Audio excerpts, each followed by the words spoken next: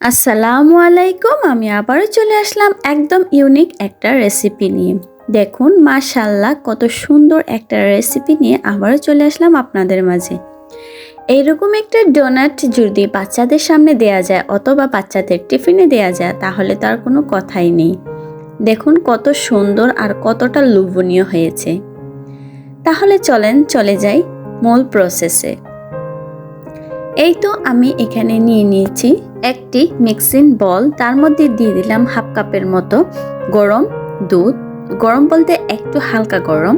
তারপরে আমি এখানে দিয়ে দিলাম চিনি 3 থেকে 4 চামচের মতো, আপনারা যে যেমন মিষ্টি খেতে পছন্দ করেন তা দিতে পারেন। তারপর দিয়ে দিলাম স্বাদ মতো একটু লবণ। লবণ না দিলে কিন্তু মিষ্টি খাবারের টেস্টটা ভালো আসে না। তারপর আমি এখানে দিয়ে দিলাম 1 চামচ ইস্ট আর দিয়ে দিলাম হাফ চামচের মতো বেকিং পাউডার। তারপর আমি এটাকে ভালো করে মিক্স করে নেব।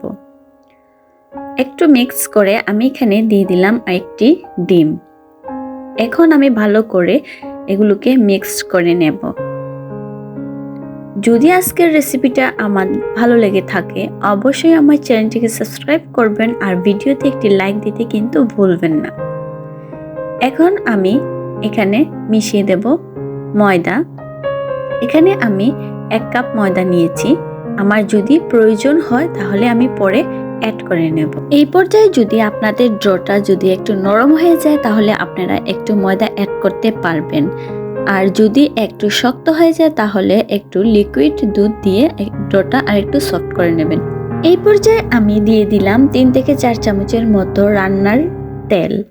আপনারা চাইলে যখন আমরা দুধের মিশ্রণটা তৈরি করি তখন আপনারা সেখানে দিতে পারেন, বাট আমি দেই নাই। আমি এই পর্যায়ে এখন দিয়ে ভালো করে ডোটাকে মতে নেব। তারপর রেস্টে রেখে দেব 1 ঘন্টার জন্য। ফিরে আসলাম 1 ঘন্টা পর। দেখুন আমার ডোটা কিন্তু ফুলে ডাবল হয়ে গিয়েছে। এই পর্যায়ে আমি ডোটা থেকে বাতাসটা বের করে নেব। দেখুন কতটা সফট হয়েছে আমার ডোটা। এখন একটি বোর্ডের উপর হালকা একটু ময়দা ছিটিয়ে ডোটাকে ভালো করে ময়ান করে নেব, একদম সফট করে।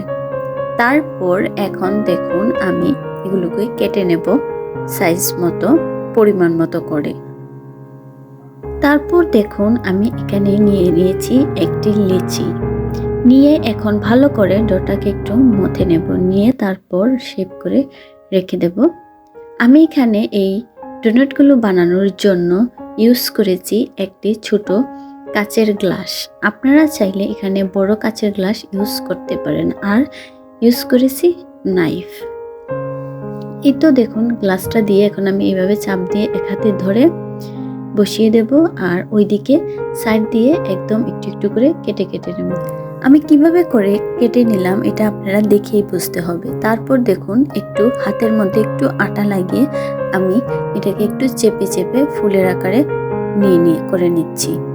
আসলে একটু ডোটা নরম হলে একটু আটা মেখে নিতে হবে, নাহলে হাতের মধ্যে লেগে লেগে আসবে। দেখুন কিভাবে চেপে চেপে দিচ্ছি, ঠিক আপনারা এমনভাবে করে দেবেন। আসলে এটা আমি কিভাবে বানাচ্ছি আপনারা দেখেই বুঝে নিতে হবে। দেখুন ঠিক এইভাবে করে আমি পিঠাটা বানিয়ে নিচ্ছি। এখন আমি আরও একটি বানিয়ে দেখাচ্ছি আপনাদেরকে। আজকের এই ভিডিওটি যদি আমার কোনো নতুন বন্ধু দেখে থাকেন অবশ্যই আমার চ্যানেলটিকে সাবস্ক্রাইব করবেন আর একটি লাইক দিতে কিন্তু ভুলবেন না। আর বেশি ভালো লাগলে অবশ্যই একটি শেয়ার দিয়ে যাবেন। আপনার একটি লাইক আমাকে ভিডিও বানাতে উৎসাহ বাড়ায়। সো অবশ্যই একটি লাইক দেবেন। আপনাদের কাছে একটি লাইক আমি আশা করতেই পারি। এই তো আমি আরেকটাও দেখুন শেপ করে কেটে নিচ্ছি, নিয়ে এভাবে করে ফুলের আকারে করে আকৃতি দিয়ে নিচ্ছি। এভাবে করেই আমি দেখুন সবগুলো ডোনাট বানিয়ে নিয়েছি। এখন আমরা চলে যাব চুলায়। চুলায় আমি আগে থেকে একটি প্যান বসিয়ে তেল গরম করে রেখেছি। এখন আমি ডোনাটগুলোকে ছেড়ে দেব। একটু এই পর্যায়ে চুলার আঁচটা একটু মিডিয়াম টু লোয়ে রাখতে হবে। বেশি হাই রাখলে আপনাদের ডোনাটটা পুড়ে যাবে কিন্তু ভিতরে হবে না, তাই লো মিডিয়ামে রাখবেন। দেখুন এদিকে কিন্তু আমি ডোনাটগুলো দিয়ে দিয়েছি। আমার ডোনাটগুলো কিন্তু ফুলে ফুলে দেখুন একদম প্যানটা ভরে গিয়েছে।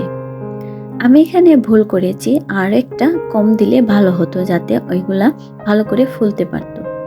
এগুলা কিন্তু ফুলে একদম টুপটুপ করছে দেখুন, আর একদম প্যানটা ভরে গিয়েছে, একদম নড়াচড়া করতে পারতেছিল না। এই তো কোনোরকম আমি এগুলোকে উল্টে দিলাম। চুলার আঁচটা একটু মিডিয়াম টু লোয়ে রেখে আমি উল্টে পাল্টে একটু সময় নিয়ে এগুলোকে ভেজে নেব। আমি 4 থেকে 5 মিনিটের মতো এগুলোকে ভেজে নিয়েছি। এখন দেখুন এগুলো কিন্তু পারফেক্ট একটা কালার চলে এসেছে, আর একদম ফুলে একদম পারফেক্ট হয়ে গিয়েছে। এখন আমি এগুলোকে উঠিয়ে নেব। এই সহজ নাস্তাটি যদি আপনারা আপনাদের বাচ্চাকে বিকেলের নাস্তা হিসেবে অথবা টিফিনে দেন, তাহলে ওরা খুব মজা করে খাবে। এভাবে করে আমি বাকিগুলোও ভেজে নিলাম। দেখুন মাশাআল্লাহ কত সুন্দর হয়েছে। এগুলো কিন্তু বাচ্চাদের সামনে দিলে ওরা কিন্তু খুব মজা করে খাবে, কারণ এগুলোকে দেখতে কত সুন্দর লাগছে। দেখুন আমি এখানে নিয়ে নিলাম গুঁড়া দুধ 3 চামচ আর চিনি 2 চামচ। এখন আমি এটাকে ভালো করে মিক্স করে নেব, নিয়ে একটু ডোনাটের উপরে ঘষে লাগিয়ে দেব। এতে করে দেখতেও ভালো লাগবে আর খেতেও ভালো লাগবে।